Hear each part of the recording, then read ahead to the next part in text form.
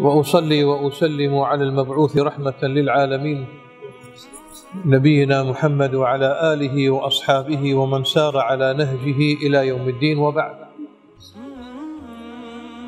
أيها الإخوة الكرام، يقول ربنا جل في علاه في كتابه العظيم في محكم التنزيل: واعبد ربك حتى يأتيك اليقين. واعبد ربك حتى يأتيك اليقين، حتى يأتي الإنسان الموت ويغادر هذه الدنيا. فإذا عبد الله جل في علاه بعد إيمان صادق وعبادة صادقة وبإخلاص النية لله عز وجل، فإنه سوف يغادر هذه الدنيا بوجه أبيض ويلقى الله تبارك وتعالى وهو مسرور. فالله جل في علاه أمر العباد أن يعبدوه إلى الممات.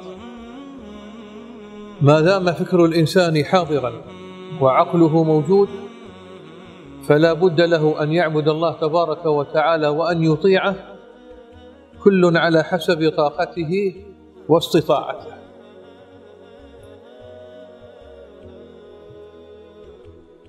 انتهى شهر رمضان بفضل الله جل في علاه، وكتب الله تبارك وتعالى لمن شاء من عباده الموفقين، كتب لهم المغفرة وكتب لهم العتق من النيران. فهنيئا لهؤلاء، وطوبى ثم طوبى لمن وفقه الله تبارك وتعالى في شهر رمضان للطاعة والعبادة، ووفقه لصيام رمضان وقيام رمضان إيمانا واحتسابا. إيمانا واحتسابا، هذا الشرط الذي ذكره نبينا صلى الله عليه وسلم يترتب عليه مغفرة الذنوب. من صام رمضان إيمانا واحتسابا غفر له ما تقدم من ذنبه، ومن قام رمضان إيمانا واحتسابا غفر له ما تقدم من ذنبه. الواجب علينا أيها الإخوة الكرام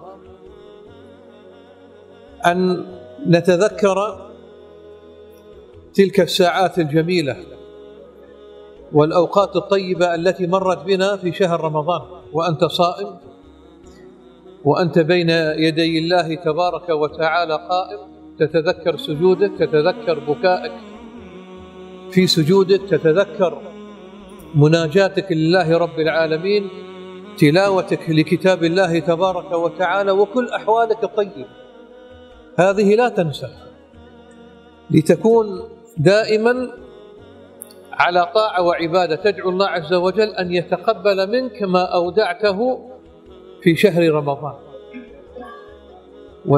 وتسأله سبحانه وتعالى أن يعينك على الطاعة والعبادة بعد شهر رمضان، لأن الطاعة والعبادة ما انتهت، شهر رمضان هو الذي انتهى. صحيح أننا نرى أن هناك تغير في المساجد من صلاة الفجر إلى صلاة العشاء، هناك تغير، لكن ما الذي حصل؟ كنا نعبد رب العالمين في رمضان، وبعد رمضان أيضا نعبد من؟ نعبد الله تبارك وتعالى. والله عز وجل إنما خلقنا من أجل هذه العبادة، وما خلقت الجن والإنس إلا ليعبدون، تحقيق العبادة والعبودية الخالصة الكاملة لله تبارك وتعالى. فتذكر دائما تلك المواقف الطيبة، واستمر على الطاعة، واستمر على العبادة، واستمر على الاستقامة. ولنكن على حذر يا إخوان من الانحراف والابتعاد عن المساجد، والابتعاد عن الصلاة، والابتعاد عن الطاعة، والابتعاد عن القيام، والابتعاد حتى عن الصيام بعد شهر رمضان. القيام موجود طول السنة، والصيام كذلك، ولا لا؟ نعم. والله جل في علاه أمرنا في كتابه العظيم في قوله: إن الذين قالوا ربنا الله ثم استقاموا تتنزل عليهم الملائكة ألا تخافوا ولا تحزنوا وأبشروا بالجنة التي كنتم توعدون نحن أولياؤكم في الحياة الدنيا وفي الآخرة ولكم فيها ما تشتهي أنفسكم ولكم فيها ما تدعون نزلا من غفور رحيم، أي ضيافة وكرامة من رب غفور رحيم، والجزاء من جنس العمل. وربنا تبارك وتعالى يغفر لعباده ويعطي عباده ورحيم بعباده سبحانه وتعالى، وما على الإنسان إلا أن يشمر. لهذا ورد من حديث سفيان بن عبد الله الثقفي رضي الله عنه قال للنبي عليه الصلاة والسلام: يا رسول الله قل لي في الإسلام قولا لا أسأل عنه أحدا بعدك. بماذا أجابه؟ قال له: قل آمنت بالله ثم استقم. قل آمنت بالله ثم استقم، أي استقم على طريق الطاعة والعبادة، وهذا في سائر أيام الزمان، سائر أيام السنة، ليس فقط في رمضان. قل آمنت بالله ثم استقم على طريق الإيمان، على طريق الطاعة، على طريق العبادة. والموفق من وفقه الله تبارك وتعالى. وإذا علم ربنا جل في علاه وهو الرب الغفور الرحيم، إذا علم من عبده الحرص وفقه وأرشده وشرفه بطاعته. فكل من عبد الله ولو سبح تسبيحة واحدة أو استغفر فهذا موفق، وفقه الله تبارك وتعالى لهذه الطاعة ولهذه العبادة، فليستمر على ذلك وليحذر من أن يترك العمل الصالح. لماذا؟ لأن من علامات قبول الأعمال الاستمرار على الطاعة بعد الطاعة. فإذا فرغت فانصب وإلى ربك فارغب. تفرغ من طاعة تباشر طاعة أخرى، تفرغ من عبادة تباشر عبادة أخرى، تفرغ من عمل نافع يعود عليك وعلى أسرتك وعلى مجتمعك وعلى أمتك، تباشر عمل آخر نافع. فإذا فرغت فانصب وإلى ربك فارغب. وأن ينوي الإنسان بكل أعماله، حتى وظيفتك ودراستك بالنسبة لمعشر الأبناء والطلبة، اجعلها لله تبارك وتعالى. تؤجر على دراستك، تؤجر على عملك، تؤجر على ذهابك، تؤجر على إيابك، تؤجر. من رحمة رب العالمين الإيمان 70 شعبة، أعلاها لا إله إلا الله وأدناها إماطة الأذى عن الطريق. هذا ديننا ولله الحمد والمنة. فالاستمرار يا إخوان على العمل الصالح بعد العمل الصالح علامة أن العمل الصالح السابق مقبول. لكن أن يأتي الإنسان بعد العمل الصالح بعد شهر كامل من الصيام والقيام وتلاوة القرآن يأتي وينقطع، هذه علامة غير طيبة، علامة أن العمل ربما ما يكون مقبول. فهنا ينتبه الإنسان ويتدارك. ومهما فعل الإنسان مقصر والإنسان مفرط. ما عبدنا الله تبارك وتعالى حق عبادته وما شكرناه حق شكره. صح ولا لا إخوة؟ فلهذا ليحذر الإنسان من الرجوع إلى المعاصي أو الرجوع إلى ترك العبادة أو ترك صلاة الجماعة بعد رمضان. يكون كمن بنى ثم هدم. والله جل في علاه عاب على تلك المرأة. كانت امرأة في مكة هي لديها جواري يغزلون وينسجون، فإذا اكتمل جاءت ونقضته خيطا خيطا. وهذا ليس بتصرف العقلاء، صح ولا لا؟ يدل على رجاحة العقل؟ لا، يدل على سفاهة العقل. أن يبدأ الإنسان ثم يهدم، تنسج ذلك النسج الجميل الطيب ثم تنقض خيط خيط.